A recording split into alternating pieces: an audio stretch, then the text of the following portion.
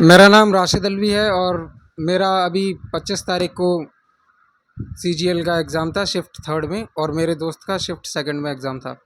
तो मैं फ़िलहाल लेट हूँ वीडियो बनाने में, लेकिन फिर भी बना रहा हूँ मैं वीडियो, क्योंकि मुझे लगा रिव्यू देना चाहिए, क्योंकि एग्ज़ाम मेरा बहुत ही इस तरीके का हुआ है। तो हम बात करते हैं, स्टार्ट करते हैं हम इंग्लिश से, जिसका हर कोई कह रहा था कि इंग्लिश लेंदी आएगी, और मैं भी बहुत से लोगों की वीडियोस देख के गया था रिव्यू की, तो मुझे पता था कि इंग्लिश लेंदी है, इसलिए मैंने अपने आप को प्रिपेयर किया उस लेंदी के लिए। लेकिन मैं भी उसी जाल में फंस गया, और यही हुआ मेरे साथ। मैंने इंग्लिश का अटैम्प्ट किया, सिनोनियम एंटोनियम मुझे ऐसे लग रहे थे, मतलब मैंने पहली बार ही देखे थे वो सिनोनियम एंटोनियम, यही मान लो आप। क्लोज टेस्ट बहुत ही लंबा था, मेरे में पैसेज नहीं आया था, लेकिन क्लोज टेस्ट ही बहुत धांसू था, वही दम निकालने के लिए काफ़ी है। पैसेज नहीं आया था मेरे में, 3-4 पैरा जंबल्स आए थे, जिसमें से 2-3 डिफ़िकल्ट थे।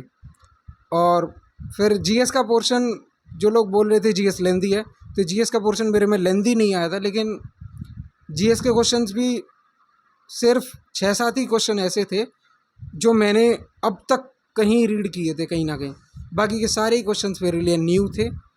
इसलिए मैंने मुश्किल से 4 ही अटैम्प्ट किए, उसमें से मैंने ज़्यादा अटैम्प्ट ही नहीं किए। तुक्का मारने से फ़ायदा है नहीं, ये तो सबको पता है। फिर जो हमारा मैथ का पोर्शन आया, तो मैथ में सब लोग बोल रहे थे कि भाई मतलब 18 to 20 क्वेश्चंस ऐसे आएंगे कि तुम वन गो में कर जाओगे। सेकंड शिफ्ट में मेरे दोस्त का एग्ज़ाम भी हुआ, वो निकल के आया, उसने बोला भाई पेपर इजी है, मैथ का क्वेश्चन मतलब मैथ का सेक्शन भी इजी है, सब काम ऐसे ही चल रहा है, रीजनिंग भी इजी है।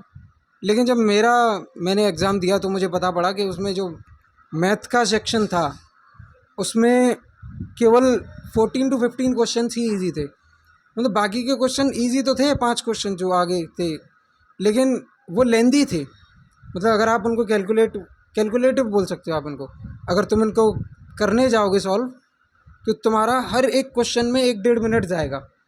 तो ये टाइम तो कम पड़ता ही है सीजीएल के एग्ज़ाम में। तो फिर मैंने उन सबको मार्क करके और मैं आगे बढ़ गया। फिर मैं रीजनिंग पे गया, रीजनिंग पे मैंने एक बार में 22 क्वेश्चन कर लिए, और इस सब को करने के बाद मेरे पास 10 मिनट्स बचे हुए थे, क्योंकि मैं भी किसी की रिव्यू की वीडियो देख के गया था, तो मुझे ये तो पता था कि टाइम कम पड़ेगा, इसलिए मैंने स्टार्टिंग में किसी चीज़ पे अपना टाइम वेस्ट नहीं किया। लेकिन फिर भी मुझसे बाद में एक गलती हो गई, और वो गलती ये थी कि जब मेरे पास 10 मिनट्स बचे थे तो मैं इंग्लिश में क्लोज टेस्ट पे चला गया था। क्योंकि क्या है, वो क्लोज टेस्ट बहुत लेंदी था, तो इसलिए मैंने वो पहली बार में रीड ही नहीं किया था, और मैं फिर आगे चला गया उस पर।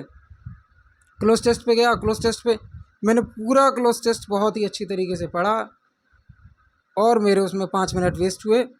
5 मिनट वेस्ट करने के बाद मेरी प्रोडक्टिविटी बिल्कुल ज़ीरो निकली। मतलब उस क्लोज टेस्ट को बिल्कुल भी, भाई इतनी डिफ़िकल्ट लैंग्वेज थी उस क्लोज टेस्ट की, कि मैं उसमें एक आंसर मैंने टिक नहीं लगाया, उसका एक आंसर भी मैं टिक नहीं लगाने के लिए श्योरिटी नहीं थी मेरी। फिर जो मैथ का सेक्शन था उस पर मैं जाता, उससे पहले मैंने सोचा कि अभी जो रीजनिंग में मैंने 3 क्वेश्चन छोड़ दिए हैं, क्योंकि 22 अटैम्प्ट करके मैं आ गया था, तो मैंने सोचा अब रीजनिंग पे कुछ देख लेता हूँ, इसमें एक आध हो जाए तो। और जब मैं रीजनिंग अटैम्प्ट करने गया तो उसमें मैंने 2 क्वेश्चन और अटैम्प्ट कर लिए, लेकिन उन 2 क्वेश्चन को अटैम्प्ट करने के चक्कर में मैं ऊपर टाइम ही देखना भूल गया, और जब मैंने लास्ट रीजनिंग में टिक लगाया तो ऊपर 2 सेकंड बची हुई थी, और मैं ये तक कैलकुलेट नहीं कर पाया कि मैंने एग्जैक्टली कितने क्वेश्चन टिक किए। लेकिन अप्रॉक्स मैंने 55 ही अटैम्प्ट किए होंगे। और ऑनेस्टली बता रहा हूँ भाई कि शिफ्ट थर्ड का 25 तारीख में एग्ज़ाम डिफ़िकल्ट ही था, और शिफ्ट सेकंड का इजी ही था, इजी टू मॉडरेट बोल सकते हो तुम उसको, और शिफ्ट थर्ड को तुम difficult to moderate to difficult बोल सकते हो। मतलब इंग्लिश भी बहुत लेंदी थी।